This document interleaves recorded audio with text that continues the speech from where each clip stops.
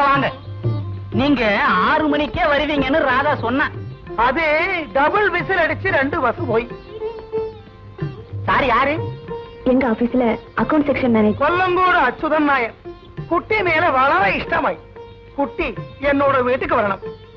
அவுடு fine. Mister Rajan, எனக்கு தமிழ் சரியா வரல. மலையாளம் குறைய மறந்து போய். மலையாளத்துக்கும் தமிழுக்கும் நடுவே ஒரு பாஷையில ஏன் சம்சாரிக்கும்? Any objection? No objection. எந்த வீட்டு மகள் ராதாவை நீங்கள் கல்யாணம் கழிக்கணும். கேட்கிறேன். அப்போ எந்த ராதாவை எங்களை எந்த செய்யட்டேன்? ராதாவை நீங்க ஒண்ணு செய்யாதீங்க. வளர காமெடியனா? அது இல்ல அச்சுதன் நாயர், எனக்கு ஒரு ஃப்ரெண்டு உண்டு. அயால கூப்பிடுறேன். நீ டைரக்டா சம்சாரி. வெளிக்கு ஃப்ரெண்டு ஃப்ரெண்டு.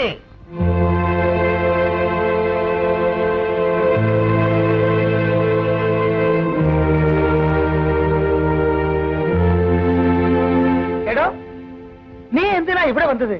சார், நீங்க 3 பஸ் விட்டுட்டு வந்துட்டீங்க. நான் ஒரே மோட்டார் சைக்கிள்ல சீக்கிரமா வந்துட்டேன்.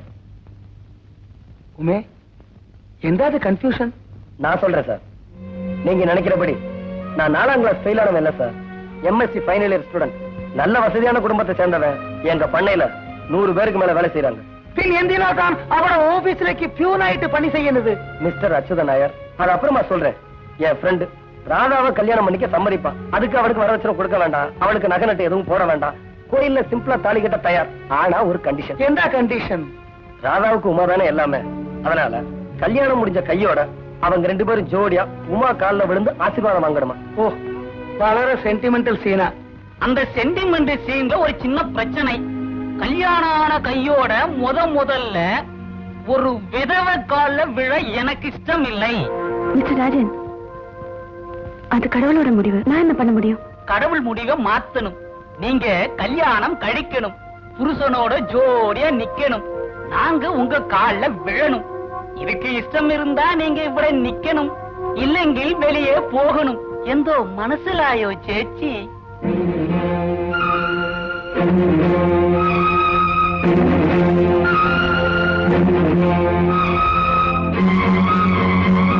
ஒரு நிமிஷம்.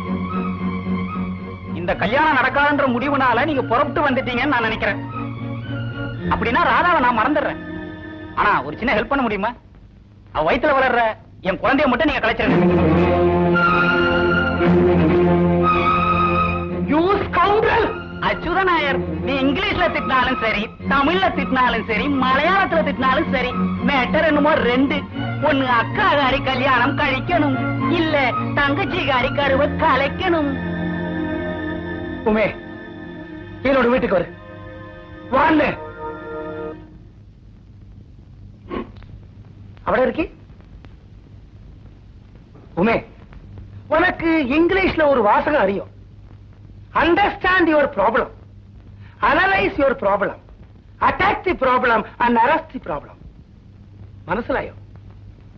உன்னுடைய பிரச்சனை என்னன்னு நீ முதல்ல அறியணும். பின்ன அதை தீர ஆலோசிக்கணும். அதை எதிர்த்து நிக்கணும். கடைசியா சவிட்டி களையணும்.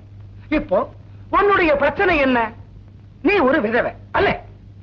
நீ இன்னொரு கல்யாணம் கழிச்சாலே ஆ பிரச்சனை பறந்து போகும் அல்ல. ஆ காரணம் கொண்டானே யான் ஒன்ன இங்க விட்டு விழிச்சது. அப்படி இருக்கானா பறஞ்சது இருக்கு. எந்தொரு பேடி அகத்தேக்கு வரும்.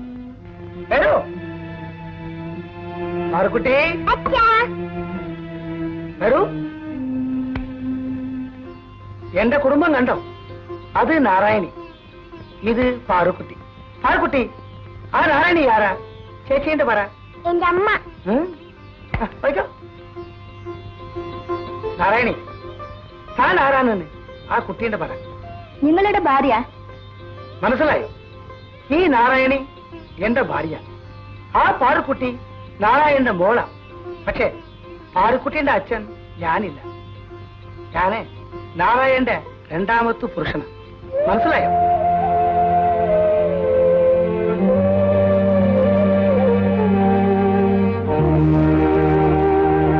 ഈ ആളാ നാരായണന്റെ 1ാമത്തെ പുരുഷൻ. ആയാള് മരിച്ചുപോയി. പിന്നെയാണ് ഞാൻ നാരായണയെ കല്യാണം കഴിച്ച് കല്യാണ ചന്തയിലെ വസുതയും കണ്ണയും ഒന്നായിട്ട് വാങ്ങി. ഇന്ന് ഈ നാരായണിയ എന്റെ ലോകം, ഈ നാരായണിയ എന്റെ ഹൃദയം, ഈ നാരായണിയ എന്റെ ആത്മ, ഈ നാരായണിക്ക് വേണ്ടിയാ എന്റെ ജീവിതം. ഉമേ, ഇന്നു നീ ഒരു പശുവാണ്, ഒരു കണ്ണുകൂടെ ഇല്ല, പിന്നെ എന്ത് പ്രോബ്ലം? കല്യാണം കഴിക്ക്.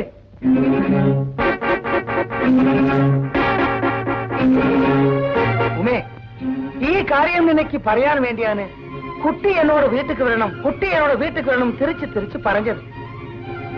ഈ കൊല്ലംകോട് അച്യുതൻ നായർ പറഞ്ഞതുപോലെ സമ്മതിച്ച് നീ ഇന്നൊരു കല്യാണം കഴിച്ചാലേ ഞാൻ ഉനക്ക് നെയ്യപ്പം അടപ്പറമ്പിനോട് ചോരിട്ട് ഓട്ടോറിക്ഷാളെ വീട്ടിലേക്ക് കൊണ്ടുപോയി വിടും. ഇല്ലെങ്കിൽ ഇവിടെ ഒരു ചായത്തണ്ണി കൂടെ കിട്ടില്ല. നീ തന്നെ ബസ്സിലെ കയറി വീട്ടിലേക്ക് പോയിക്കോ.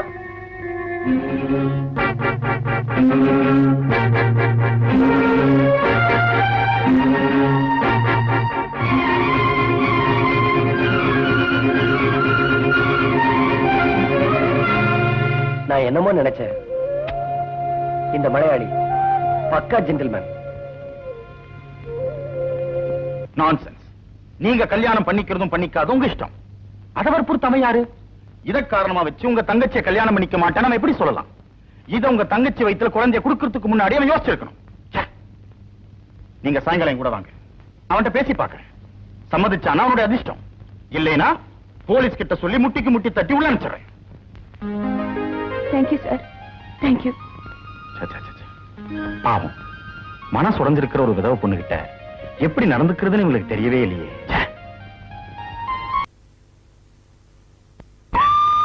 ப்ளீஸ், முதல் தடவையா வீட்டுக்கு வந்திருக்கீங்க. இந்த வீட்டெல்லாம் உங்களுக்கு சுத்தி காட்டணும்னு எனக்கு ஆசைதான். ஆனா இது பெண்கள் இல்லாத வீடு. நம்ம மனசு எவ்வளவு சுத்தமா இருந்தாலும் பாக்குற கண்கள் தப்பா நினைக்கும். அதனால வெளியில இருக்கிறவங்க பார்வையில படும்படியா நீங்க இங்கே உட்காருங்க. நான் 1 மினிட்ல ட்ரெஸ் சேஞ்ச் பண்ணிட்டு வந்துடுறேன். எக்ஸ்கியூஸ் மீ, இந்த காலை கொஞ்சம் எடுத்துக்கிறீங்களா? 1 மினிட்ல ட்ரெஸ் சேஞ்ச் பண்ணிட்டு வந்துடுறேன். What a nice gentleman.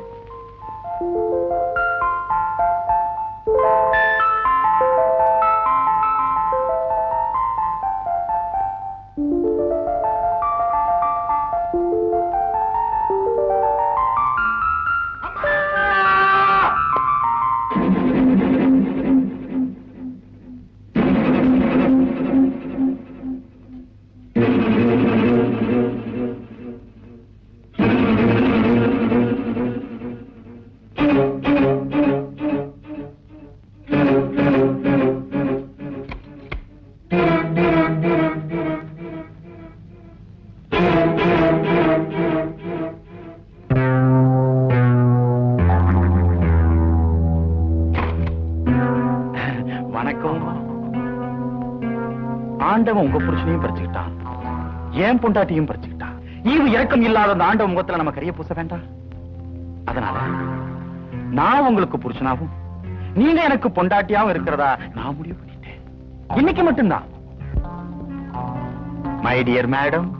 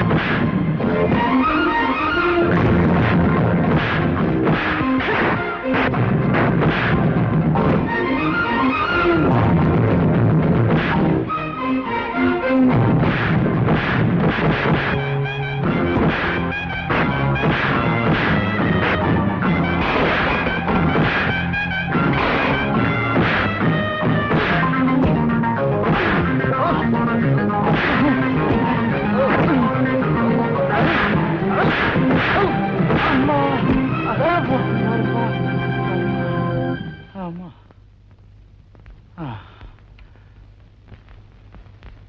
ஒரு நிமிஷம்.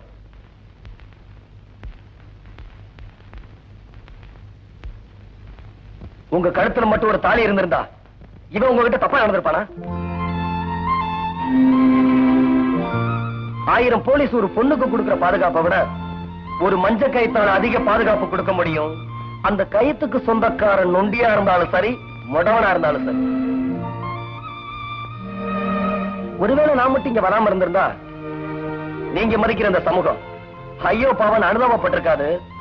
சோரம் போன விதவன் உங்களுக்கு பட்ட பேர் கொடுத்திருக்கும். அவ்வளவுதான். இப்ப கூட இதே இடத்துல உங்களை என்னால அடைய முடியும். என்னை எவனும் தடுக்க முடியாது. ஆனா நான் மதிப்பு கொடுக்கிறது கேவலம் அழிய போற உங்க உடம்புக்கு இல்ல. அப்புறம் உங்க இஷ்டம். அப்பா. டேய், நாளைக்கு ஆபீஸுக்கு வர உன் சீட்டை கழிச்சிடறேன். போடாம் பொம்பளை பொறுக்கி. இவாலைய ஆரம்பிச்சிட்டான்.